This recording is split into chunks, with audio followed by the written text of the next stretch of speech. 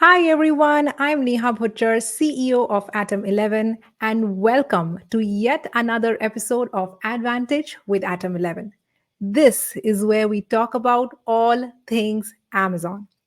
Today's guest is a very special one. He's a longtime friend. I met him at Prosper of 2023, and we've just stayed in touch.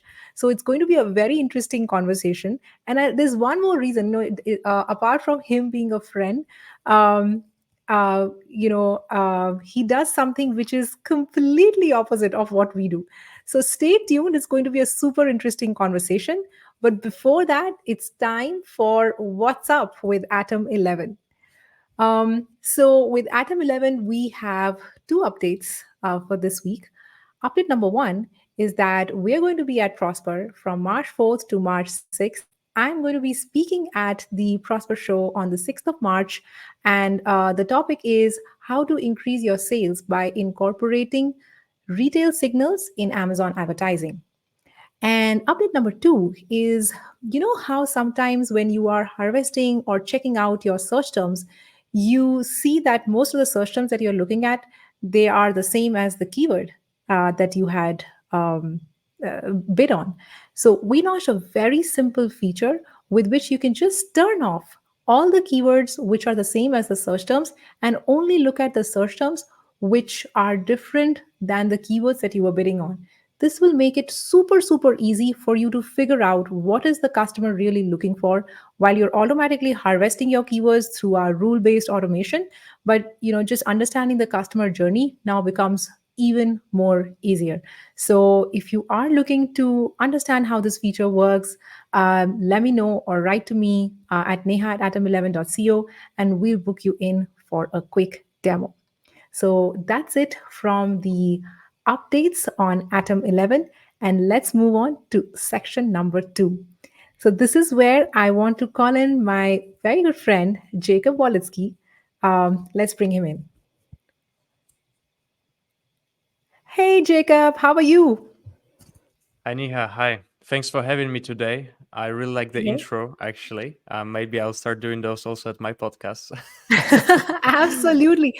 Oh, and anyone who has yet not checked out Jacob's podcast, it is amazing. It's just full of action packed information packed information. So really, I think you guys should check it out.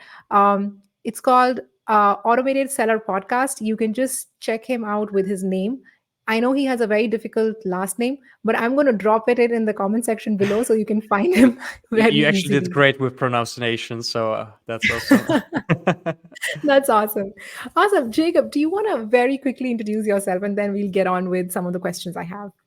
Sure, sure. So I'm Jakob Wolitzki. I'm co-founder of Delta Logic, which is, as Neha actually said, kind of different thing that she's doing. So we are also a software company, but we are more like a service-based company. We build custom software tools, internal, but also SaaS solutions for our clients. So we don't have any tools on our own, but we just build them for the community, for so they own them later on. Awesome. And that's why I was saying, right? It's so different than what we do. So we build a dashboard, which, we believe that, everyone can use because those are the most common actions that people need to take. And of course, we have our own style of building it and a USP that we have from different advertising softwares. But what Jacob brings to the table is very, very personalized and customized software solutions for sellers. I want to dig deep into this, and so let me just get started with my the questions that I had in mind. So, Jacob, before I start understanding what kind of sellers or what value comes out of customer softwares, just wanted to understand what is your story, like what led you to start Delta Logic, and how did you come this far? So just tell us about yourself. Sure. So yeah, it's an interesting story because I was studying in Berlin on a very nice university called Code University, and I was like studying computer science, learning how to code. I already had some experience working as a developer, so pretty much while being there as a student. I had to also earn some money because that was a private university, and also living in Berlin is pretty expensive. So Other than studying, I had a job as a Python developer at a company also in Berlin, and I was a content creator. I was working as a YouTuber for a very popular channel called Clever Programmer. They have more than 1 million subscribers, and I was recording some YouTube videos and also being a Python coach. So I had my group of students, and I was doing that. So other than this, I had also one a freelance client. So pretty much my days were like literally I was waking up at 7 a.m. Doing study or the job as a developer. Then because it was the US company, and the evenings I was pretty much working at this company or doing my freelance projects. So my days were packed, and yeah, I was doing pretty well, not gonna lie. But essentially, I actually came to the point that I felt very burnout because I was literally just working like all days, and I just realized that okay, yes, the money is good, I'm doing really fine, but the problem is that I'm not really satisfied. Even though if I would work for next year or 2 years, I would have more money. That wouldn't really satisfy me, and I decided that I will need to take the break and then figure it out. So I saved money for like 3 months that I didn't have to work at all.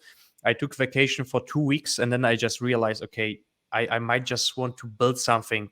And then I had this idea of basically starting the software agency. So there are different naming conventions for this. I think in the US you call it dev shop. In Europe it's more like a software house or software agency. Pretty much, yes. Me and back then my co-founder Wojtek, other co-founder actually, he left. We just started freelancing together, and that's how we started. Right, we just started working on freelance projects, hiring some additional freelancers, and building software projects. And from there, it actually evolved. So we actually had the name Selfmade, not Delta Logic initially. But the problem with Selfmade was that if you just Google self-made, just this keyword was just too popular, right? So we just knew that with the name self-made, we'll never make it out. So we just figure out that okay, we just need some custom name. And actually, Delta Logic, which is actually behind, this is the custom name. We figured it out.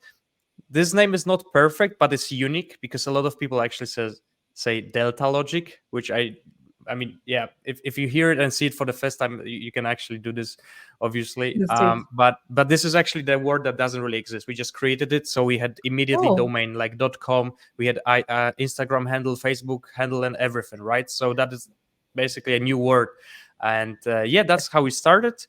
We are doing a lot of projects overall. Like there were no Amazon at all back then. It was just software projects like in the automotive industry, logistics, manufacturing, relocation. So really everything. anything. And because I was a content creator, and the only thing I knew about marketing was basically okay, if I maybe put some content out there, people will find us. I recorded a YouTube video about Amazon. That was MWS, so the old API for Yeah. Amazon. I got one client from Upwork back then for like very simple job like integration with Google Sheets. And then I said, okay, we did this job.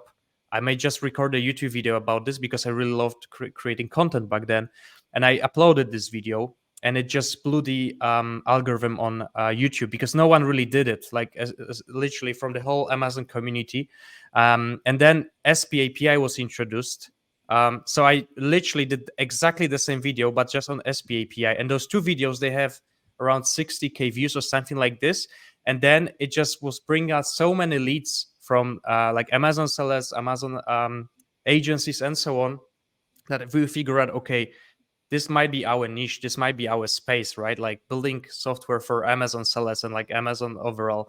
And that's how we kind of started really and put our name Wow. there. Wow, that is super fun. Like, just not having, I was just talking to someone the other day, and, this is what we call an accidental entrepreneur, right? Like, you weren't probably planning on doing something, but you just found your niche by just following the market, right? Exactly. I mean, And we always knew that we need to jump to some niche because there's, especially nowadays, there's so many of those like software houses out there that there. If we just have developers, that's not enough to really be unique. yeah, So we had to be also experts in some industry, and from day one, we knew that we need to pick something, and we are going, as I said, to automotive. We tried actually launch some of the also content around that, then relocation logistics, but just didn't click. And this Amazon thing, it just clicked. So Lovely. Awesome. Now I want to know more about Delta Logic. So, what are the custom requirements that sellers have, which which they want a custom software for, and not something which is already existing out there? yeah, so this is very interesting because I mean, also Atom11, right, is actually a software which you sell also like as a SaaS. So you have your customers, and then you have one software that serves them. Obviously, there might be different kind of group of users that have different features, but still is one software. And there's tons of software out there. I mean, there's a whole Jungle Scout, there's Helium 10, Carbon 6, which basically are software aggregators. They have Yeah. multiple different software tools which are serving to solve certain problems. And basically, each software need is because there's a certain problem. And because each business is different, there will be always a need basically for a custom software. Maybe if AI go to like a crazy level, then it might change. But for now, pretty much each new tool is like a new software. But still, because every business is different, everyone has different unique needs. There's always a need for a custom software, custom like integration, custom automation, sometimes the whole software from scratch. So we have, answering your question also, like we have different groups of clients. So it's not only Mhm. Amazon sellers. We are serving all of the businesses around Amazon. So interesting thing is if we go to like conferences, to different fairs, we literally can speak to anyone, and that's our potential client. We don't only Yeah. target like sellers, for example, because I know Amazon agency owners, if they go to first, they particularly are interested to only speak with sellers. It is sometimes so funny because they ask you the first question, hey, are you selling on Amazon? Because they just want to know if you're actually their ICP. potential customer, right? But yeah, for us, it's pretty much anyone. Even on our website, we kind of did like this section where we put different customer groups. So one would be sellers, one would be agencies. Then we have the new one. Like we actually had aggregators, but aggregators they kind of they didn't really do that well. So I think it's kind of the era that's over for them. But anyway, we change it to SaaS tools because that's also like kind of the new thing for us. And then we have enterprises, so corporates, which are also you could treat them as Amazon sellers, but we just kind of put them to different groups. So that would be the groups But of uh, yeah, customers. got it. And then what do they like? Just give me some examples of what do you build for them? Is it a reporting software? Is it some kind of alert software? Like what does the software? What are the different Mhm. kinds of softwares that you would have built so far? Yeah, so it's also like something interesting. I'm actually thinking of doing it. If I would gather all of the form submissions, someone could probably build another SaaS just for some particular problems, right? But like regarding the overall requirements, the projects that we have, they are really close to the actual Amazon App Store. If you go to Amazon App Store and you have different softwares, I'm pretty sure yours is also listed there. You have different categories of software. So sometimes those are reporting solutions, sometimes those are reimbursing tools, sometimes those are just analytical software, those are reprices. So all of those categories that are listed on the Amazon store, people are still willing to build the new ones because someone might use a certain repricer, but they are just not satisfied with uh, the rules that is doing or like the way it reprice. Also, there are so many different product categories that some of the reprices they might just not completely work out of this for the certain category, right? So those are kind of one of the categories of the tools. So literally the tools that are already there but different. That would be one. Then the second one is basically so this also includes the group like the Amazon agencies, so like reporting tools and PPC tools, like all of those as well. But the other requests that we are having, those are the combination of multiple software tools. So because there are tools that already exist and they have the APIs. We have the ability to connect with them, right? So we use very popular APIs, we use some of the Helium API, Helium 10 API, Jungle Scout API. We use also like some data providers, like Smart Scout, and we Yeah. combine like a few different points and create like completely new software. Like I wouldn't even call it a software, but more like the Interface. automated workflow connected to different points, right? To just automate and enhance some of the internal processes of the company. Sometimes we also have just completely not related tools like to the Amazon. So those are like ERP systems, like Hmm. invoicing solutions, right? So as I mentioned, every business is different. They have different needs. And it's not only like regarding selling on Amazon, it's also like the operational stuff. Yeah, yeah. So, just help me understand. For example, like the categories would be one, it's either something on the operation side. For example, they want to get something automated through an ERP system, or, Mhm. invoicing, so on and so forth. The second one is combination of different softwares, where, you're able to actually, is there something like a Zap, or a Zapier kind of an operation? Yeah. Yeah, yeah. So like also like Zapier is quite expensive, right? There's Zapier, there's Make, and we just write custom Lambda functions on AWS, which overall, Perfect. like, yeah, it is more expensive if you just build it, but on the long run, like hosting the Lambda functions, like for example, $2 per month because you just pay for the requests. Yeah, When in yeah, Zapier, exactly. it could be for enterprises like hundreds of dollars per month or thousands of dollars if you have like a lot of different automations. So it's always this kind of, you need to kind of think, if it's just like one thing that you want to automate today, and then custom software might not be it at all, or if you think for it as a long run. Another thing which is very interesting, this is kind of also how we sell it, is especially for the agencies. I know that when someone is running the agency and they use like PPC tool or reporting solutions, a lot of tools they not only not you pay not only for like the usage, like the base, but for example, you need to like they take your revenue percentage. And I know that a Yes. lot of companies they hate that. And if they actually think, if they are thinking of building their own tool, they think, okay, this is like our company asset as well. So we not only invest to build our own tool and become like a technological company, but overall it might be cheaper on a long run. There are even like some of the automation solutions, like I think it's a base linker, which is, this is actually a Polish company, but this is for Amazon sellers. They also um, overnight they introduced the new billing, which they take percentage of the revenue, and that was like killing businesses, because some of the businesses suddenly, like they were paying, let's say, $200 per month, they had to pay $10,000 per month because of What? their revenue. Yeah, that was like a huge thing in Poland actually, and there were like a lot of lawsuits and so on, but like essentially that would happen. So Oh my God. yeah, yeah, that That's was crazy. crazy. That was crazy. Oh my God. Interesting.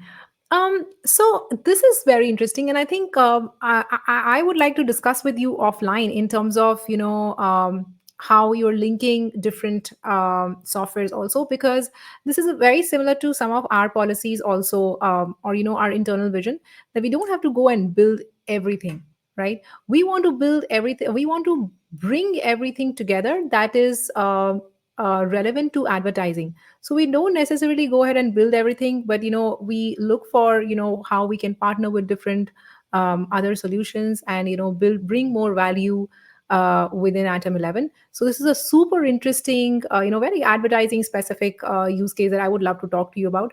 But I Mhm. think we should definitely take this Sure. offline. And Nihai, you're talking about very important concept here of not reinventing the wheel from scratch. Yes. So especially, I mean, me as a being in this space of and knowing a lot of other founders from other software agencies, like they don't really care. What they care is like literally only the profit. So if the client goes to them and say, okay, I want to have a new web app for like reporting to my clients, they would say, okay, this will be $100K and that's it. But for us, we actually say more often no than yes, and actually give them other kind of solutions. So for example, for reporting, we wouldn't agree on building another reporting solution since there's so many of them. But we would, for example, say, okay, there's the Lucas Studio or Power BI. Now we already built this connector to like SPAP and Advertisement API. We may just build you like we may combine all of those pieces together. It might be like 10K, 20K, but the functionality is there, it's robust, and also like the maintenance fee are much less because this is a Power BI technology. You don't really need to maintain that, right? Instead of building completely custom dashboards from scratch with like CSS, Yeah. JavaScript, that's it, right? Like it just doesn't make sense, especially nowadays that there's so much of the existing tools out there. Oh, absolutely. I love that approach. I think it saves you time. It saves the customer a lot of money because they can actually use something which is already built. So I think it's a win-win. But yeah, I don't know. I think And a it's lot also of people better for do. developers. Like I'm not coding anymore, but like just hearing from developers, the worst kind of projects are those where there's everything custom built and they have to go there. The project's like 10 years and they have to maintain the old functionality. This is the worst. So Yeah, also like for developers overall, like it's just much better to work in like love it. US tech. Absolutely. I have one more question. So you build custom software, right? Now, what are the kind of impacts that you see from a seller or an enterprise when you work with them? So, does it save them more time? Does it, save them money? What exactly is this? And I'll tell you why I'm asking this question because the next question I have in mind is how do they maintain it? Right, because we are maintaining and we are building and maintaining a software service ourselves, and we know how hard it is to maintain sometimes, some of the APIs and all. So just wanted to understand from you, one, what is the kind of, like, what value does the seller come back and tell you that, hey, yes, this is what I'm gaining? And second, when they're gaining that, are they losing out on any of the maintenance stuff that comes in with maintaining a software? So how do they handle that? Got it. Yeah. So I think this is like topic also very related to sales on like how do we sell in the end our projects, because like client doesn't just build the software for the sake of building it. In the end, they want to have the ROI on that, right? And actually, right now, Yeah. I just launched a new series where we interview our clients, and they actually are Yes. one of the questions literally that I ask them is like, hey, what's the ROI and how the software got like you got the return on it. And we have so many of the answers. Like even yesterday, Rafi, our head of project management, showed me the email that we've built one FBM automation software. They run it over the weekend, just actually on the production, and our client just said, hey, this software literally saves me already, because we are still working on it, 2 to 3 hours per day, right? So you have Wow. literally the direct Wow. answer that it saves 2 to 3 hours of someone's work per day, which is like crazy if you think about it, right? So in the end, it's all about automating stuff.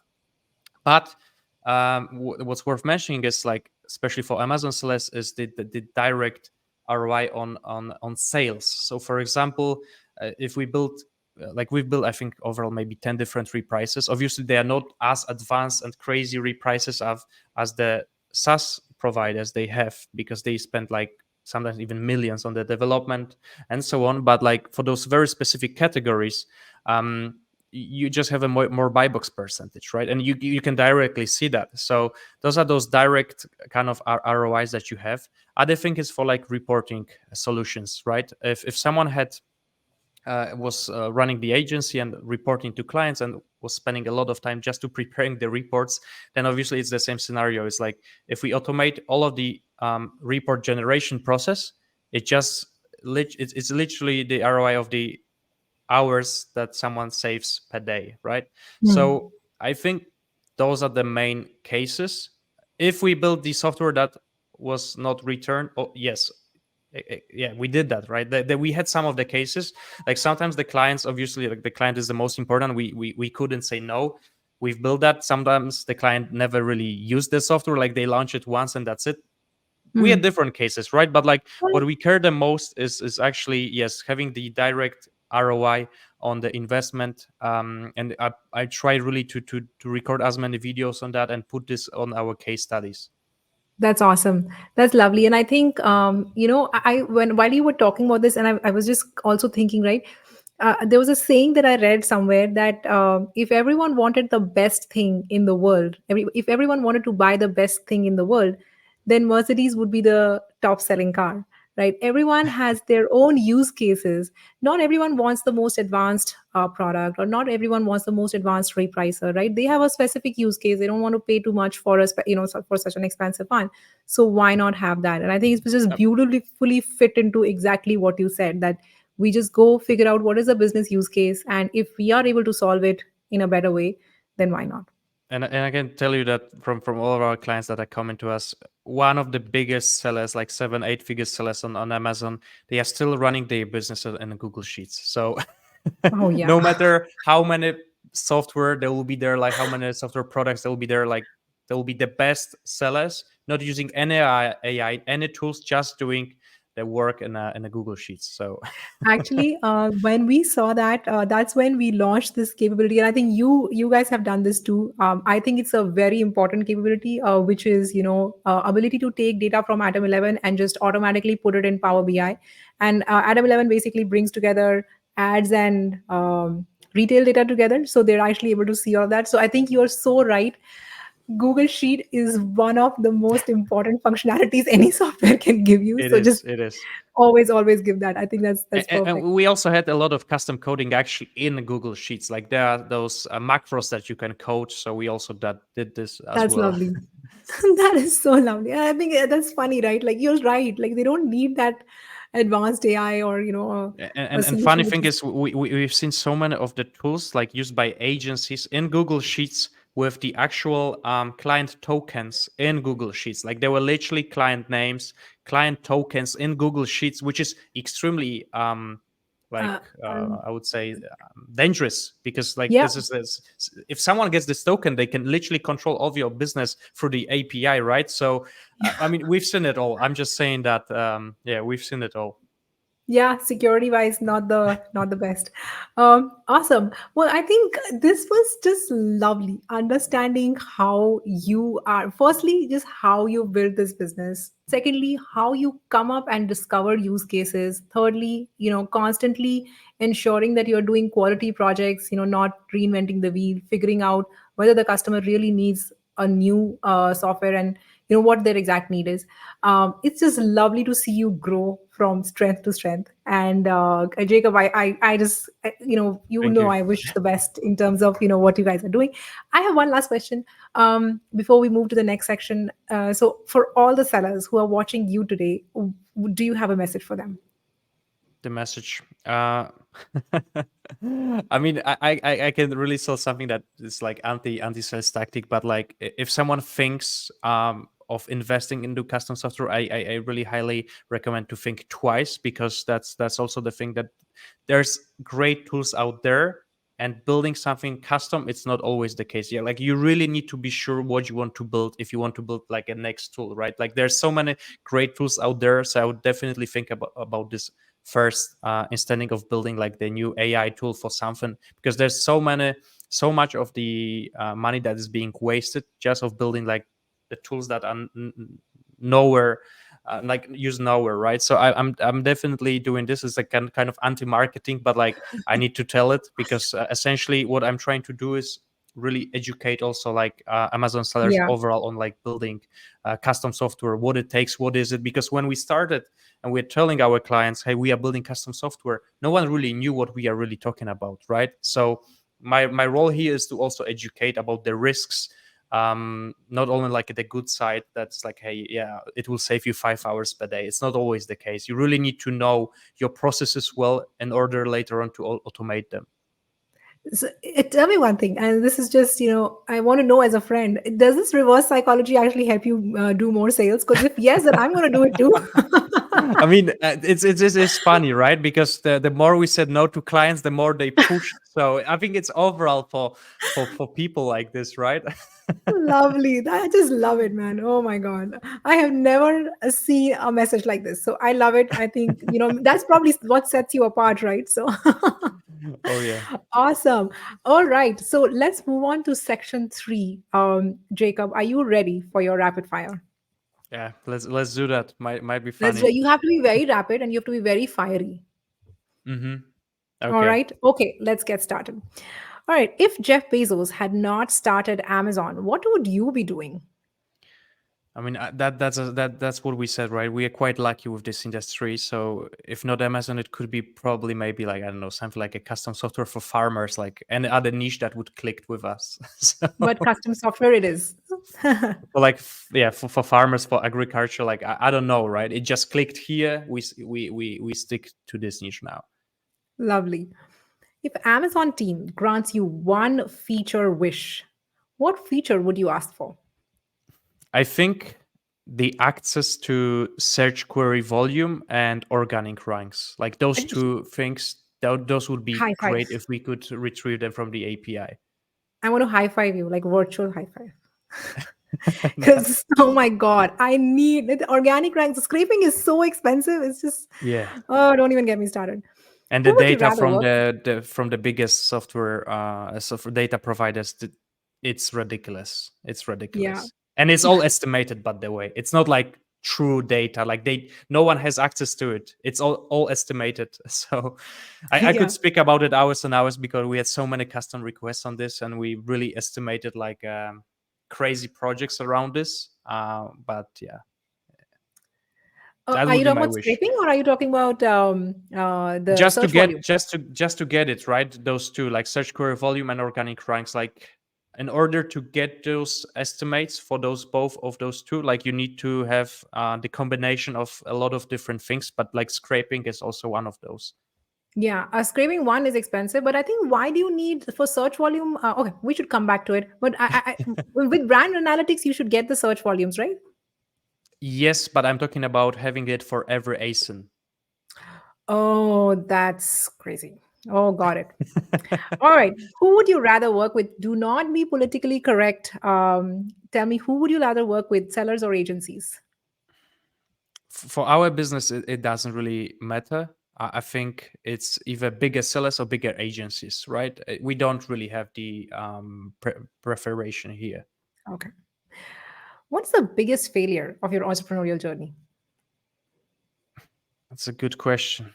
I think 5 seconds. this business was built on failures, right? So I don't have the one that I'm particularly attached to. It's more like it's a failure after failure after failure. Like even like small things like approaching factories in Poland. Like literally, we in the beginning of the business, we're driving by a car and entering um, like those huge factories and asking if we can meet with like C levels to build them custom software because we just didn't know what we are doing, right? So a lot of Oh, those small things that no one really taught us once we were starting, but like they were crucial also. So yeah, absolutely. Wouldn't trade any of the failures for anything. What is the best moment in your Delta Logic journey?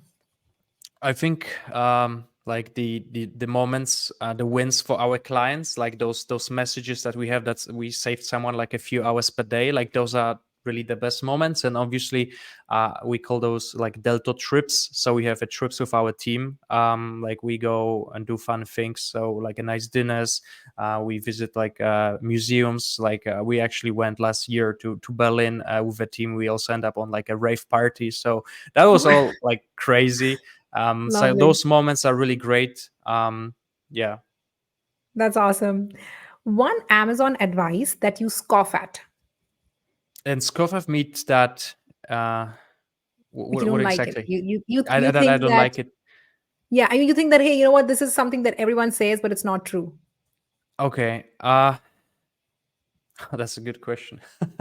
I think that um, maybe about starting, right, that if you need like a lot of money upfront to invest into the inventory, maybe that's not true. I would rather do like a really quick test on the product, like launch it with like a minimal budget, see if it clicks, especially right now. But I don't know if it's like a popular advice, right? This is something that just came to my mind. This is what you Comes think. to my And also because you've I mean, this is what I mean, even I think, right? Like try things before you actually get into it. So and because you learn so much over time. Last definitely. question. 5 people you follow for Amazon news. This is super funny, but I would just say that that's like selling partner API documentation, and then we have the Amazon rep that she's every month she's catching up with us and sending us like all of the news around ads. Like I don't follow really anyone and like see trends. It's like pure documentation and like news from directly from Amazon. So Oh my God. Lovely. That is as honest as you can be. like we have actually custom integration for like the Amazon documentation, and every time there's like a new update, we have it all on Slack and we comment with our developers on this. So Oh, we are that's just pretty cool. nerds. Yeah, I guess you are. Lovely. Awesome. Well, that brings us to the end of this very, very interesting podcast. I think, Jacob, you had me listening every single second of what you were talking about. I think it was just so interesting, your journey, what you're building, and how you're succeeding in this. I love it. And I hope that, we can partner many, many more times in both of our journeys. Definitely, Niha. Thanks a lot for having me. And also, I can only tell that like I'm following Atom11, and I even remember when I had you on my podcast, and then you upgraded the logo, and I had to change it. And now, actually, I went also on your website, and I mean, really, I remember when I went there for the first time, it was like completely different. I actually check it today again, and I love the design, but they were like Thank you. the gradient. It's also our approach. I think it's like a very trendy thing right now in the UX. So that's a great job there. Thank you. Oh, that is so sweet of you. Firstly, I think I will definitely pass on the feedback to our UI UX team. They did a lovely job, but so I won't take credit for that. But thank you. That's very sweet of you. And and I think one last thing is that you are coming to Prosper too. So do you want to just tell everyone about it? Oh yeah. We'll be at Prosper Show as well. We'll actually have a booth there. This will be actually our first time on any conference having the booth. So if you are on the Prosper Show, you don't like our booth, please don't judge us. It's literally our first time on having our own booth. So we don't know how to do it, and this is like might be a big failure, right? I may tell it on the next podcast if it's a huge failure or it might be a huge win. We don't know, but like Well, I'm our going to team is pray that it's excited. yeah. Well, I'm going to pray that it's a huge, huge success. So good luck for that, and let's see you at Prosper. Thank you. See you. Thank you. See you guys. Um, awesome. Well, thank you so much, everyone, for sticking around and having such a great and listening to such a great conversation that we had with Jacob. And if you have any questions, I'm going to be posting Jacob's email and a link that you can contact him at in the comment section below. And until next time, take care.